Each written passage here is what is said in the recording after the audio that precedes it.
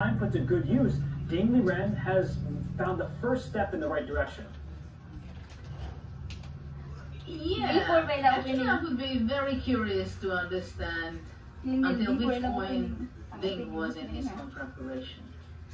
Or is he still in his home preparation? D for my brother! Wow. You seriously saying that he's just trying to work it out? Have you done that before, Judith? Because by the way you asked that question, I feel like you've tricked many a foe into them believing that you were on your own, but realistically, you knew everything that you had to do. Unfortunately, it was not the case. My weakest point was always the opening preparation. Though I can name 2 of my games also, where I played incredible ideas. I don't even know how I did it. I was very young in the first one when I played against Hula. It was a Scheveningen game, and I made some situations, and this is one of them. Quickly point out that knight d5 is also possible because the knight is already out from b8, so your idea is to Me right now. Yeah, actually I would like to keep.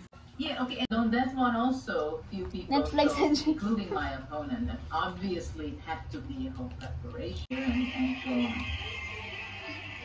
Whether it's ascended to the world championship title, who didn't lose a game for 100, but tries and be the best continuation. But John, I think it's a good moment to bring you back. Has found the right. I think the best way to describe this, Robert, especially from my point of view. Do you believe that Dingley Ren was in his preparation all along and he's seen this before? He was just trying to remember and not mix up those lines? Well, plays and he knew the plans.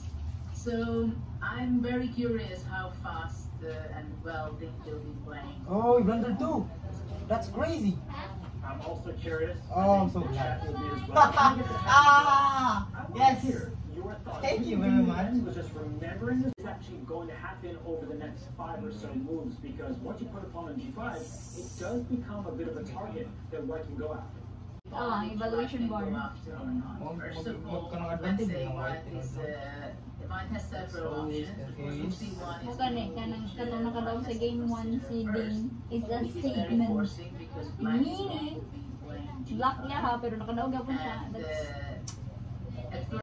White should be moving away his bishop. Very nice, the protecting the pawn. I'm with you there. The question is, at this stage, just to go back a few turns, that once this knight goes in before, if I take back with a pawn, and now I know white is a pawn ahead, black has, I think, some good coordination and can even castle queenside in the near future. This knight can jump out, let's say, knight f6 and f6, and go bishop f7 to immediately. just like the most logical. And Much better move to include. Indeed.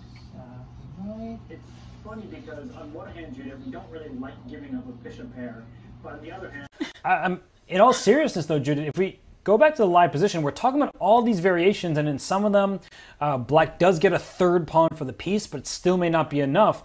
I mean, Dingley Ren, he has to rely on some kind of fortunate tactic from here on out, and as we see the featured chat, Gukesh has a lot of time. He will find it. Rook c1, the only move that keeps white ahead, in charge, because what else really is there at this stage besides... Well, bishop f2 is also a sensible move, but probably after that knight f4 and comes to d3. Is that the problem?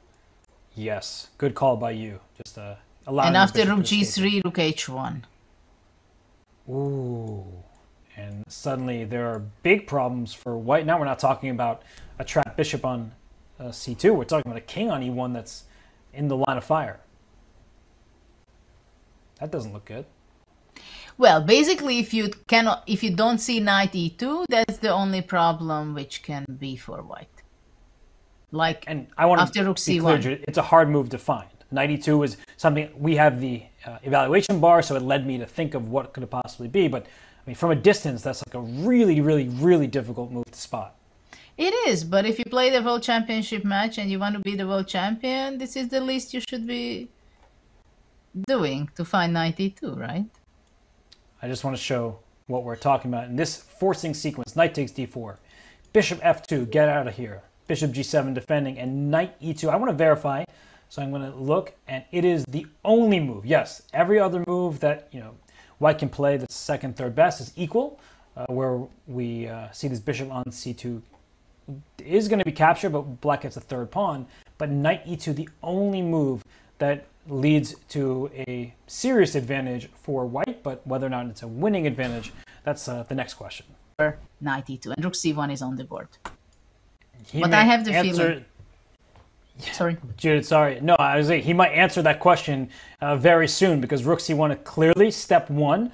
And interestingly, Ding hasn't responded yet. So I feel like Ding needs to speed up a bit, not just because of the clock, but I mean, in terms of his chances here. I mean, the fact that he keeps slowing down after every turn, I don't feel like he is particularly happy with the recent turn of events, and how could he be? He is going to be down a piece for 2 and maximum 3 pawns.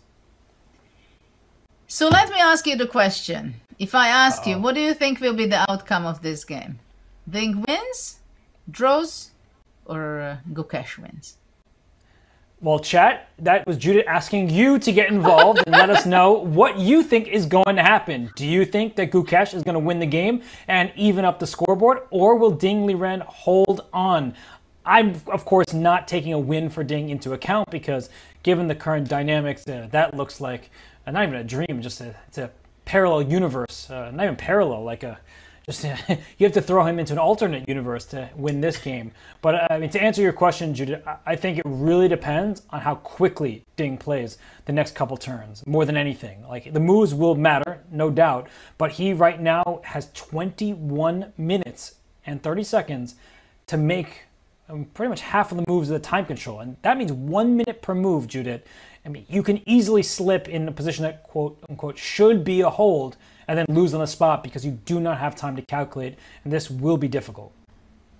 Bishop f2 played, and I think here comes the critical moment. I mean, will bishop g7 be played? Will bishop c5 be played? Both moves protect that knight on d4, and for Gukesh, I think he will spot knight to e2, because once you're in the live position and you're feeling good about your chances, then you can spot it much more easily rather than several steps ahead. Well, the big question is, what is really the best move in defense for black, right? Because, of course, you would play bishop g7, so to give a little chance that your opponent doesn't find knight e2, which I think there is a very slim chance that Gukesh will not play knight e2. He has to play knight e2. I mean, there is no way he will not find it. I believe you, and I believe in Gukesh's calculation abilities. He has paused for a moment, but knight e2, I mean, here it comes. And if that knight e2 move is played and we see a retreat, it's just, one step back. And I have to ask you, Judith, we see the chat, 57%. The number is growing for people believing in Gukesh's chances to win game 3.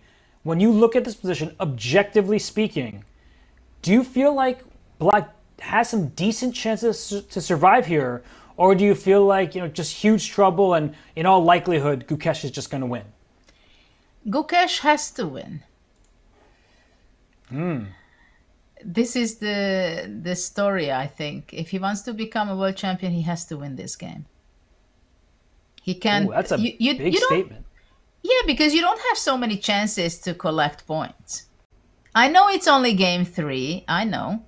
But that's how I feel, that Gukesh has to equalize the match right now from this position.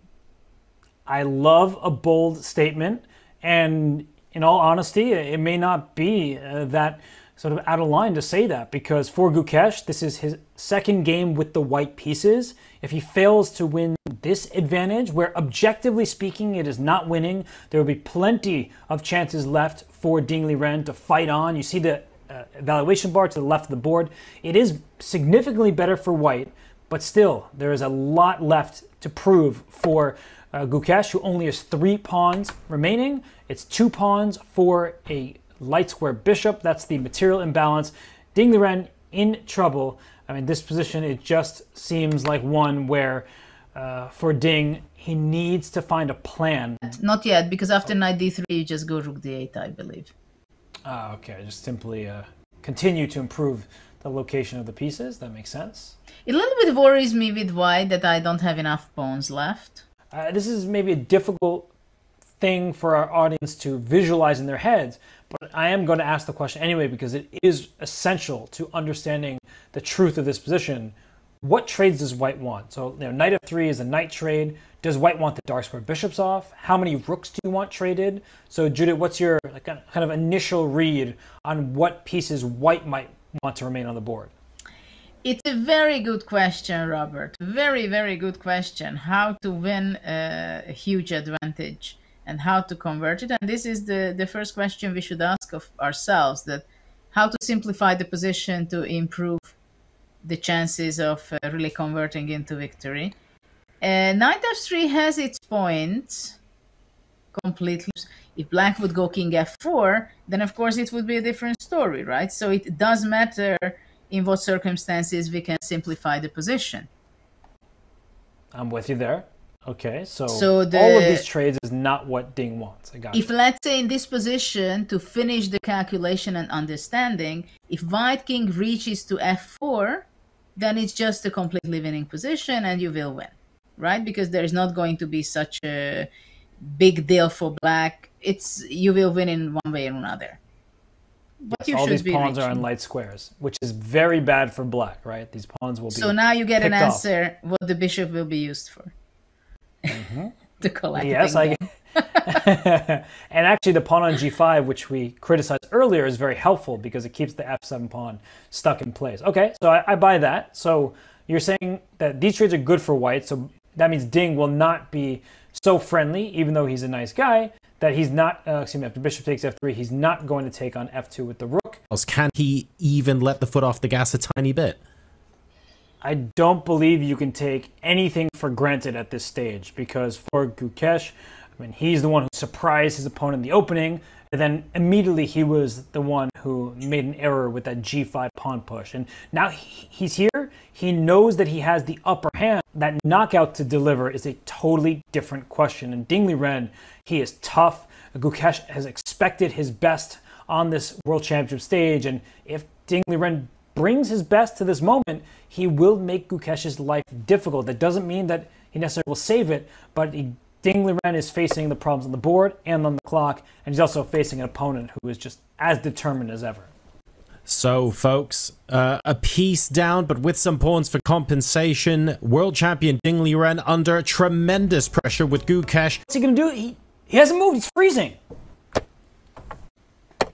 Oh my goodness. Back on the clock is Ding Liren under bishop h3, and f5 is played here. So Gukesh, he knows that he has the upper hand. It's now very clear. The evaluation bar is sky high, and for Ding Liren, he's probably not even going to reach bishop f5. Look at that. Oh. Bishop f5. Wow, what a find. Game over. Gukesh Damaraju equals the match. 1F, 1F. I think we can hear some applause in the background, in the playing arena in Singapore. But Judith, wow, what a quick finish to that game. I'm speechless. Things have speeded up in the last few moves, and what a game by Gukesh. He took the opportunity and equalized the match. Congratulations to him. John, you were watching that. We see on Ding Liren's face, and that is upset. I don't want to call it heartbreak. The match is still equal, a long way to go, but you can see that Ding Liren, he is very, very sad about what just happened. Absolutely, Robert. That is a crushing result for Gukesh, the 18-year-old World Championship challenger. Now, this, of course, is by no means a done deal. This simply levels the match at 1.5 points all, but Ding Liren will be lamenting the opportunity to potentially extend a lead